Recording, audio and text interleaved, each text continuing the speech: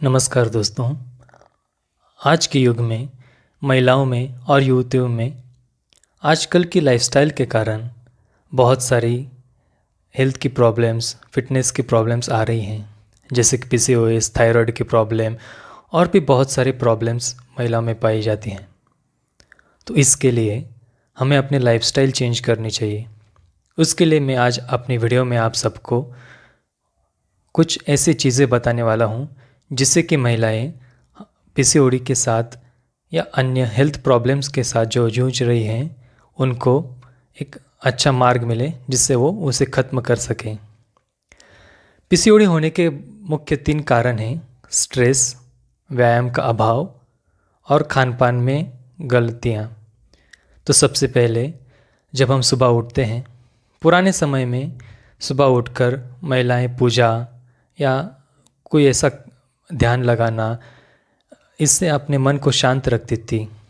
इससे मन शांत होकर शरीर एक निश्चिंत अवस्था में जाता है, जिससे कि हमारे हार्मोन्स कंट्रोल में आते हैं।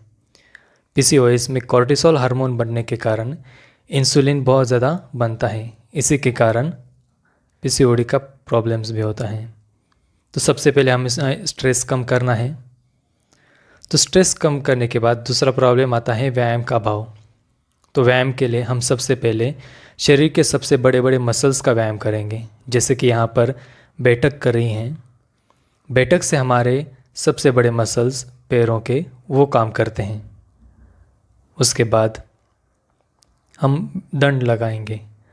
दंड करने से हमारे हाथ, हमारे छाती, हमारे बाइसेप, ट्राइसेप, अपर बैक, ये सारे बड़े बड़े मसल्स ट्रेन होते हैं और उनसे भी बहुत सारा फ़ायदा होता है। जो भी ग्लूकोज हमारे शरीर में होता है वो मसल्स में स्टोर होता है और इंसुलिन ज़्यादा बनता नहीं है और ओवरीज में प्रॉब्लम नहीं आती।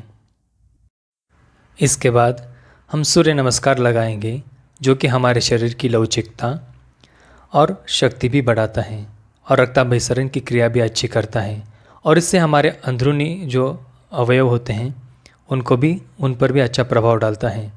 इसलिए सूर्य नमस्कार भी हमारे शरीर के हार्मोन बैलेंस के लिए और शक्ति बढ़ाने के लिए, लवचिकता बढ़ाने के लिए, बहुत सारी चीज़ों के लिए उपयोगी हैं। जो भी महिलाएं या लड़कियां दंड नहीं लगा पाती हैं तो वो घुटनों पे भी कर सकती हैं। शुरुआत में उनके हाथों में इतनी शक्ति नहीं होती कि वे पूरे शरीर को ऊपर उठाकर दंड लगाएं, तो उन्हें सिर्फ अपने घुटने पर रहकर भी दंड लगा सकते हैं, जो कि उन्हें आसान जाएगा। सूर्य नमस्कार बहुत ही आसान है, हर उम्र की महिलाएं ये कर सकती है। उनको सूर्य नमस्कार से बहुत सारा फ़ायदा होता है। सूर्य नमस्कार से हमारे शरीर के सभी अंगों का उचित व्यायाम होता है और हमारा शरीर संतुलित भी रहता है, हमारा बैलेंस बढ़ता है, कोऑर्डिनेशन बढ़ता है। सूर्य नमस्कार के ऐसे बहुत सारे फ़ायदे हैं। उसी के साथ साथ हम सूर्य की उपासना भी करते हैं। सूर्य के प्रकाश से हमें विटामिन डी भी मिलता है, जो भी पीसीओडी के प्रॉब्लम के लिए बहुत ही ज़रूरी है, विटामिन डी। सूर्य नमस्कार के बाद हम कुछ योगासन करेंगे। योगासन में सबसे पहले हम अर्ध मत्स्येंद्रियासन करेंगे। अर्ध मत्स्येंद्रियासन ये हमारे अंदरूनी अंगों पर बहुत ही अच्छा दबाव डालता है, जिनसे हमारे अंदरूनी जो अवयव हैं वो बहुत ही अच्छे से काम करते हैं। अर्ध मत्स्येंद्रियासन हमारे शरीर को बहुत ही अच्छी तरह से मरोड़ता है, जिससे कि हमारा शरीर अंदर से भी अच्छे से काम करने लगता है और हमारे शरीर की लवचिकता भी इससे बढ़ती है। अर्ध मत्स्येंद्रियासन आपको दोनों बाजू से करना है। उसके बाद हम तितली आसन करेंगे। तितली आसन जो है वो भी पीसीओडी के लिए बहुत ही अच्छा माना जाता है, महिलाओं के लिए बहुत ही अच्छा है। इसलिए तितली आसन महिलाओं को अपने व्यायाम के अंतिम में भी करना चाहिए। सिर्फ अपने दोनों पैरों के तलवों को नज़दीक खोड़कर अपने पास लेना है और अपने घुटनों को धीरे धीरे ऊपर नीचे करना है, जिससे हमारे एडेक्टर मसल्स जो होते हैं उनका व्यायाम होता है। इसके बाद शीर्षासन जो है वो हमारे मस्तिष्क के तरफ अच्छी तरह से रक्त प्रवाह को बढ़ाता है। रक्त प्रवाह मस्तिष्क में जाने के कारण हमारे शरीर में जो संतुलन होता है हार्मोन्स का, उसका भी नियंत्रण अच्छी तरीके से होता है। शीर्षासन शुरुआत में कठिन हो सकता है, लेकिन अभ्यास के साथ आपको वो भी आसान लगेगा। इसके बाद हम हलासन करेंगे। इसमें हमारे शरीर की स्थिति हल की तरह होती है, इसलिए इसे हलासन कहते हैं।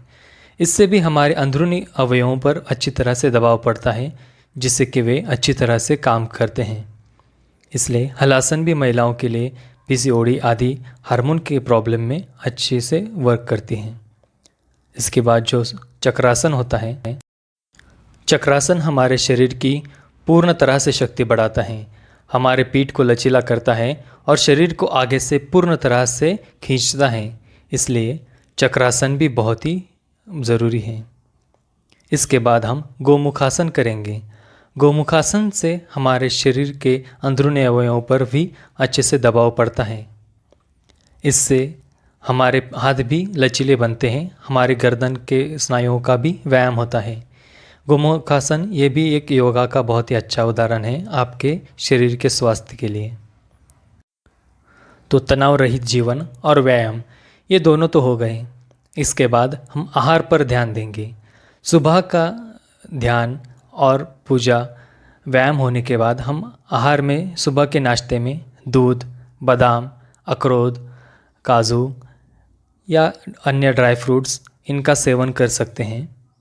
दूध के साथ आप घी भी ले सकते हैं। घी में भी विटामिन डी होता है, जिससे आपके शरीर को भी बहुत ही अच्छा फ़ायदा होता है। दूध में बहुत सारे प्रोटीन्स होते हैं, अच्छा फैट्स होते हैं, कार्बोहाइड्रेट्स होते हैं, जिनसे आपके शरीर को बहुत फ़ायदा होता है। दूध और ड्राई फ्रूट्स एक साथ खाने से कोई दिक्कत नहीं है। आप दूध और बादाम का नाश्ता कर सकते हैं, या नाश्ते में कोई भी एक ऋतु के अनुसार एक फल ले सकते हैं, जिसका सेवन करने से आपको फ़ायदा हो। फलों में भी बहुत सारे विटामिन्स और एंटीऑक्सीडेंट्स होते हैं, जो कि फ्री रेडिकल अटैक को रोकते हैं। तो आप सुबह के नाश्ते में दूध रख सकते हैं, या ड्राई फ्रूट्स, या कोई भी ऋतु के अनुसार एक फल रख सकते हैं।